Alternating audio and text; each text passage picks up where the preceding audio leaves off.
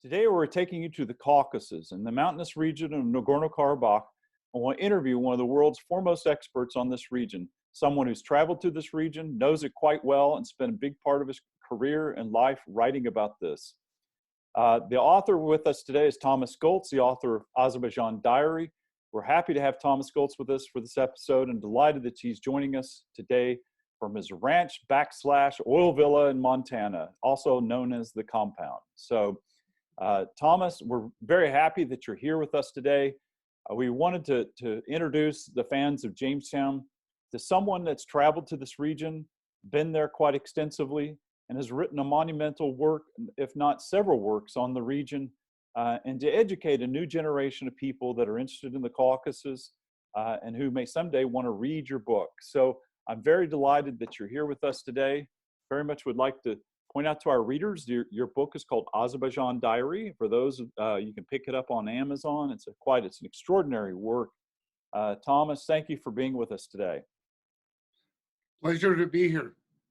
Well, I wanted to ask you that obviously Azerbaijan is in the headlines again today with the fighting in Karabakh, and you spent a great deal of your time reporting there, and you obviously wrote a book about Azerbaijan. Can you explain to some of the people watching what is it about Karabakh that is so important to Azerbaijan, and then kind of segue into what happened in Khojaly. You made reference to it a couple of times. I don't think many Westerners are familiar with the massacre that occurred there.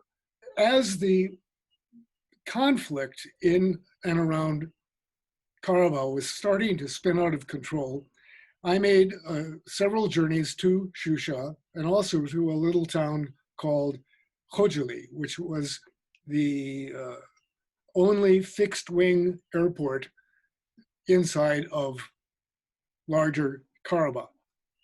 But the conflict had still not really spun out of control. The Armenians were taking over village after village after village. My last trip by a helicopter to Khojaly, because it was surrounded, was with Colonel Khajayev on a dare. This was in late January 1992. And it was just so clear that the place was doomed. The Armenians crept closer and closer, and then on the evening of February 26, 1992, they had completely surrounded the town. They then declared that they were opening up a humanitarian corridor for self-ethnic cleansing of the local population. But something went awry, or maybe it was part of their plan. This is disputed back and forth, but what is not disputed was that things got very, very ugly, and the Armenians closed in and killed either in Khojaly, on the streets of Khojaly, or in this so-called humanitarian corridor, which is really a corridor of death, some 633 Azerbaijanis, making it the worst massacre of the Karabakh conflict to date. And do you think that the future is, do you think the war will keep going on until they reach a negotiated stage? Where do you see this kind of the direction going for Azerbaijan now? Given the current amount of tension and fighting and bitterness of this most recent round of the Karabakh conflict, I don't know how anybody is going to get to that point. I don't see how Ilham Aliyev can actually fulfill his promise to the Azerbaijani Armenians of Karabakh, that they too are equal citizens of Azerbaijan, they will be looked after, etc. Interesting question right now that is coming up and is getting quite a bit of play in the Western media is the idea of Syrian mercenaries working for Azerbaijan. I find this dubious, but at the same time, I've been reading reports that suggest very, very strongly that some of these individuals may be in Azerbaijan. The question is, are they Arabs? Are they Turkmen? And if Turkmen, is there any difference for the Turkmen to feel the call of the diaspora and go and fight along with the Azerbaijanis?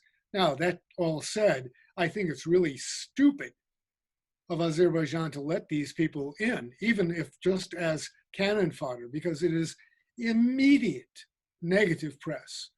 And it has an echo back to the bad old days of 1992, 93, 94, when there were mercenaries from Afghanistan fighting with Azerbaijan.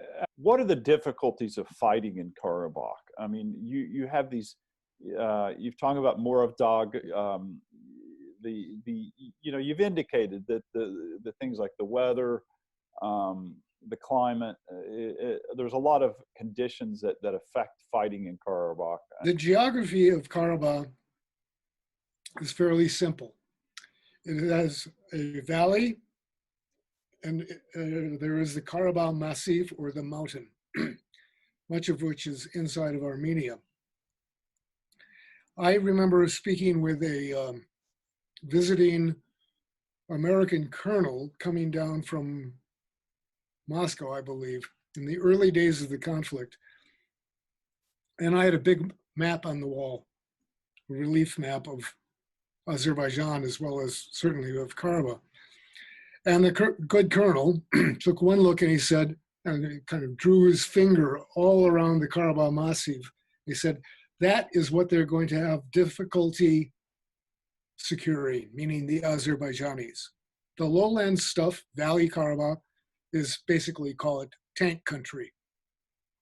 And the Azerbaijani military has made significant progress in taking back those areas of occupied Karabakh down by the Iranian frontier and the Oxus River and other areas in the east.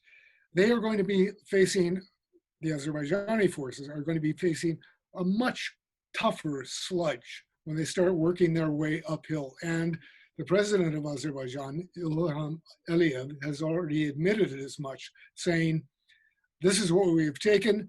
Now the hard part begins, because we're going from down